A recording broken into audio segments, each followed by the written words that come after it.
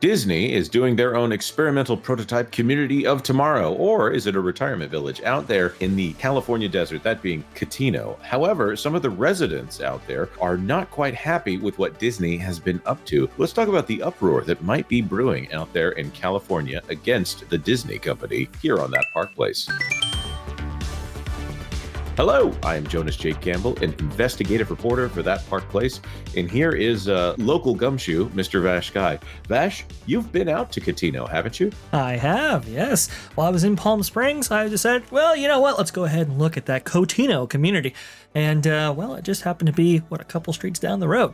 So I was able to look at the site, was able to talk to some representatives. Fascinating stuff, Jonas. I believe you.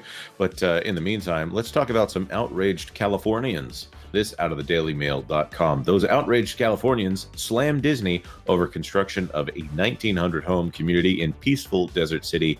Down with Disney, they say. This by Laura Parnaby for dailymail.com. Residents of a small California town are fuming over plans by Disney to construct a community of 2,000 homes in their peaceful patch of the desert. The Walt Disney Company has announced it will design neighborhoods across the U.S. in deals with property developers, capitalizing on fans' enthusiasm for the brand beyond its theme park and entertainment business. But its first development, a 618-acre residential community with 1,900 housing units, including single-family homes and condos in Rancho Mirage, close to Palm Springs, is being met with resistance from some residents.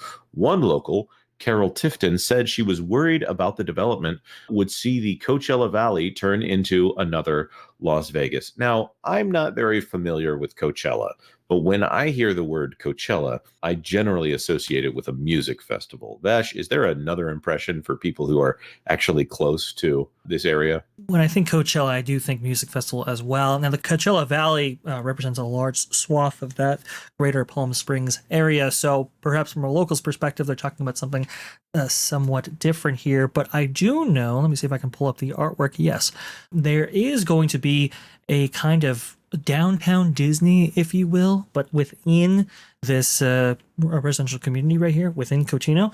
Maybe that was what she was referring to. They might have some outdoor spaces where people can actually perform. I know this is going to be staffed with Disney cast members in some regard. Perhaps that's what she was talking about when it comes to the Las Vegas vibe. As much as the Disney cast member vibe has changed, I don't really associate them with the Las Vegas Strip, but obviously noting some traffic concerns here, which that's always whenever there's a large building project. That's not specific to here, but right here is a giant lake in the middle of the desert. And I think this thing is going to be man-made through and through. Vash, is that already there, or is that yet to be constructed? It is being dug out as we speak right now. As I was able to get some photos of the construction site, there is a couple of standing structures. There are a couple that are open, fully operational, but I mean, that's like the entrance gate and the welcome center.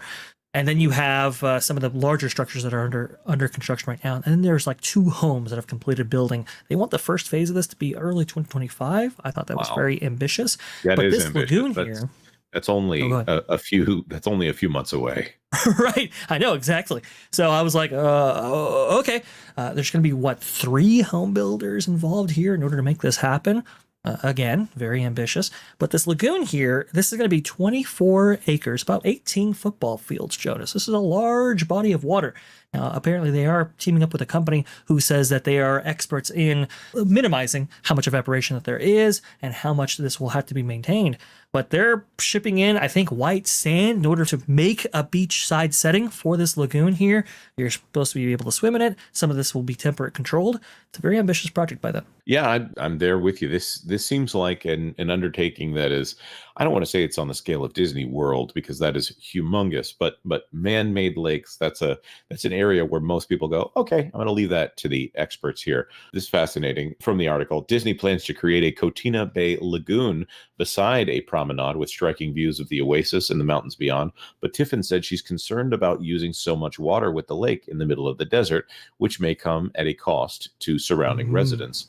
On the brighter side, it should increase the value of Rancho Mirage homes, bringing more businesses and additional tax money to the city, she conceded. Time will tell, but I'd hate to see the Coachella Valley turn into another Las Vegas. Were they really that concerned about Las Vegas changing the environment? As I understand, that was just in the middle of the desert, and now it's obviously much more built up there. I'll say this does look like a nice place. It's probably not to my taste or my budget here, but it does look like a good way to improve the desert. Of course, I don't have to live across the street from it. Yeah, well, exactly, right? So let me go ahead and get you to a map here, Google Maps specifically, in order to kind of map this whole thing out. So you see this white patch right here? That's actually the Cotino development. There's nothing there, obviously, when this was taken, and there's not much more there than right now. But you can see this is at the corner of Bob Hope and Gerald Ford Drive.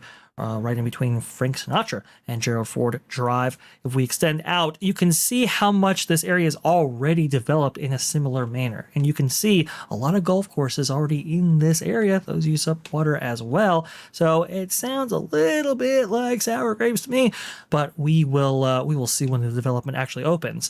Like the article was mentioning, it is 1,932 homes that will be available, and these start, I believe, at about $1 million, which I think the average price for a home in the Rancho Mirage area is about $800,000. 850, yeah. Yep. And so, and these houses will go up to as much as $2 million. Now, the cottage collection, the smallest homes on the property, you can see that outlined in the tan there. Those are going to be about 2,200 square feet. The grand collection, anywhere between 24 to 3,400 square feet, and then the estate collection, 34 to 4,000 square feet. So for how much these homes are, they're on the expensive side.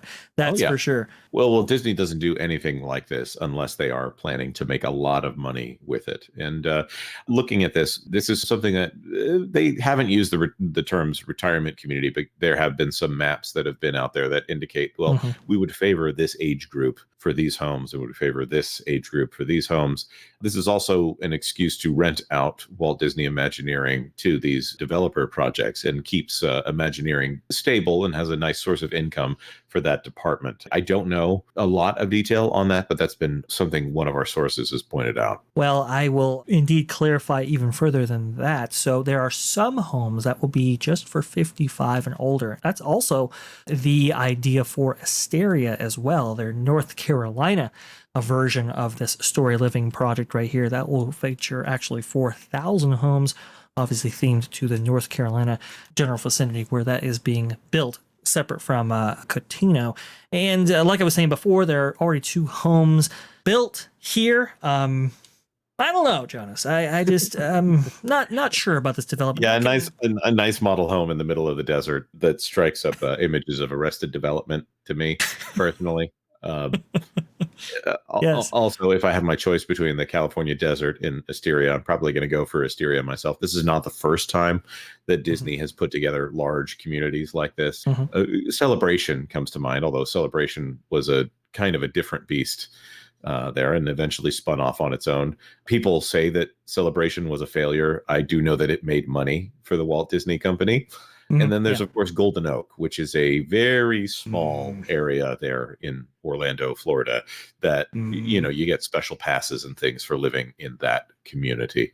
Always been fascinated about the idea of that one. What the difference would be between just going ahead and paying the price for that good of a pass every single year or actually living on the property. Back in my pixie dusting days, that would be much more interesting to me. Here, I'm going to go ahead and show you this. I got the brochure, the Cotino brochure, to prove that I was actually there and talk to the representatives. This is why I bring up this image right now, this Laughing Place Ranch, because you'll note that on the grand map here that I was showing before, right down here was the dog park, and that was where the Laughing Place Ranch was going to be located. I asked about that. I said, "What's the name of the dog park now?" And they got a little squirrely on us. They were like, "Oh, well, it's at one point it was Laughing Place, but it's something else," and they weren't able to give me the name, which I found was very interesting.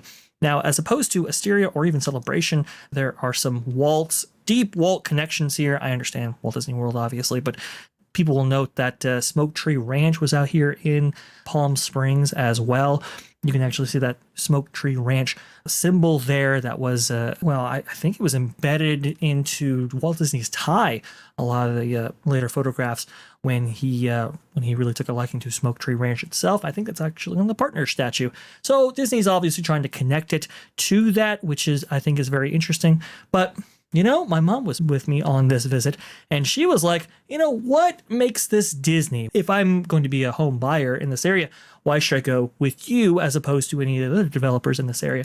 And they were like, well, first of all, these homes are going to be designed by Walt Disney Imagineers. But if you want that first-class level of service, well, you can go ahead and get a membership to the Artisan Club that will be on property, and that clubhouse with that Incredibles 2 architecture that we see in some of the concept art, well, that is where that will be located. And I'm like, wow, you're going to be buying this for $1 million and you don't even get access to the Artisan Club outright? Ooh. It's a yearly subscription? Oh boy, Jonas. So this might be an ongoing profit center for the Walt Disney Company in more ways than just one.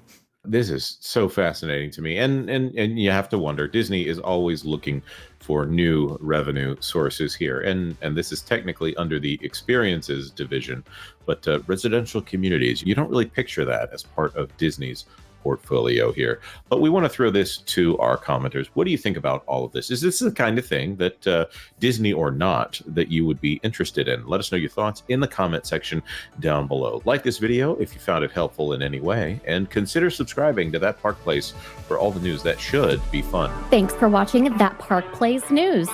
For more information, consider checking out www.thatparkplace.com. And don't forget to subscribe, share, like, and send this out on your favorite social media account.